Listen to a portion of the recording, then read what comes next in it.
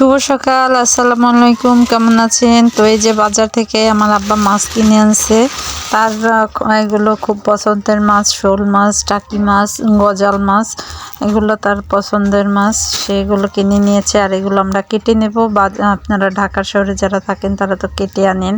তো আমি একটু পুকুর পাড়ে ঘুরতে আসছি, তো এখানে এসে দেখি নতুন নতুন অনেক কলমি শাক হয়েছে।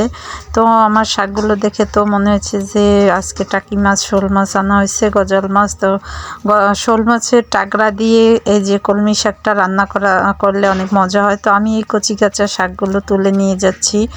তো আমার কাছে শাকগুলো তুলতে এত ভালো লাগছে, একদম সুন্দর, একদম এই যে বর্ষার পরে নতুন শাক হয়েছে সেই নতুন শাকগুলো। তো আমি এই যে শাকগুলো তুলে নিয়েছি আর এই যে এইগুলো আমি উঠাই নিয়েছি। আমার বাড়িতে মুরগি আছে, তো তার জন্য এসে দেখি আমার মা মাছগুলো সব কেটে নিয়েছে। তো আমি শাকগুলো একটা কুলোতে রেখেছি আর এই যে ঘাস উঠাই আনছি, এগুলো এখন আমি মুরগি হাঁসেরে দেব। আমার এখানে চীনা হাঁস আছে তিনটা, দেশি মুরগি আছে। ওরা ঘাস পাইলে খুব পছন্দ করে, ওরা খুব খায় এগুলো। হাঁসে তো একদম সব খেয়ে একদম শেষ করে দেয়। কারণ এই হাঁসগুলো আমি এখানে রেখেছি, বাইরে কোনো গাছগাছালি রাখতেই পারি না ওদের জন্য, তাই এখানে রেখে দিয়েছি। আর ওরা উড়ে যায় তাই। তো এখানে এই যে ওরা এখানে থাকে, তো ওদের একটু মাঝে মাঝে ঘাস দিতে হয়। তো এই যে আমি তাই শাক তুলতে গিয়ে এগুলো নিয়ে এলাম।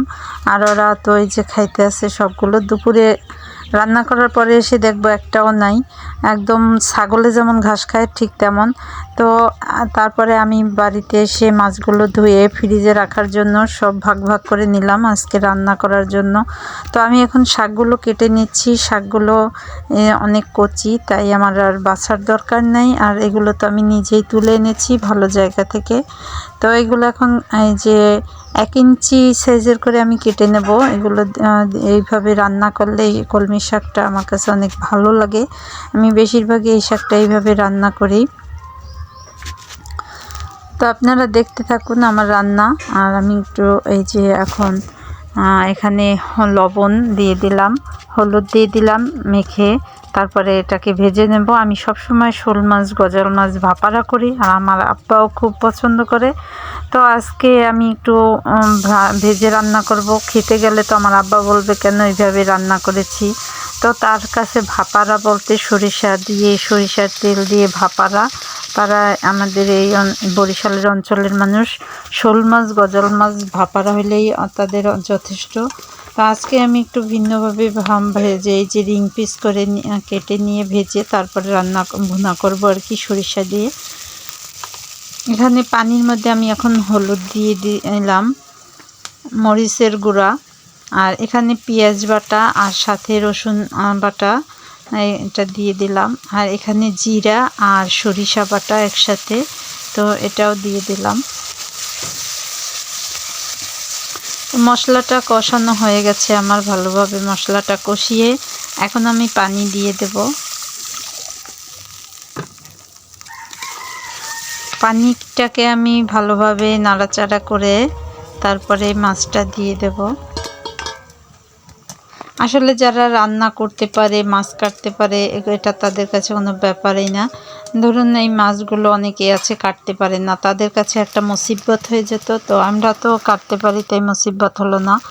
তো কোনো ব্যাপার না। আমাদের এই মাছটা কিন্তু আমাদের অনেক ভালো করে ধুইতে হয়, কাটতে হয়। আমাদের গ্রামের বাড়ির মহিলারা কিন্তু অনেক পরিশ্রম করে, আসলে পুরুষ মানুষ সেটা বোঝেই না। এই মাছটা ধোয়া, কাটা, শাকানা, রান্না করা, এটা মোটামুটি কিন্তু বেশ সময় চলে গেছে। তো এই যে আমার শোল মাছটা রান্না হয়ে গেছে। আর এখন আমি শাকগুলো দিয়ে শোল মাছের টাগরা দিয়ে রান্না করব। তো এখানে এই যে হলুদের গুঁড়া, মরিচের গুঁড়া, তারপরে পেঁয়াজ বাটা, সরিষা বাটা আর মাছের টাগরাগুলো একসাথে কড়াইতে দিয়ে একটু পানি দিয়ে লবণ, তারপরে তেল দিয়ে কষিয়ে নিলাম। কষানো হয়ে গেছে। আমি এই টাগরাগুলো এখন বাটিতে উঠিয়ে রাখছি, কারণ শাকের মধ্যে আমি পরে টাগরাগুলো দেব, মাছের টাগরাগুলো, না হলে ভেঙে যাবে। দেখুন আমার শাকটা দেখতে কত সুন্দর লাগতেছে। মনে হয় যে কাঁচাই খেয়ে ফেলি, এমন সুন্দর শাক, তরতাজা একদম কচি কচি শাক। মানে বর্ষার পরে এরকম শাক হয় কচি কচি, আর এই শাকগুলো তখন পোকায় ধরে না, তুলে খেতেও ভালো লাগে, তুলতেও অনেক ভালো।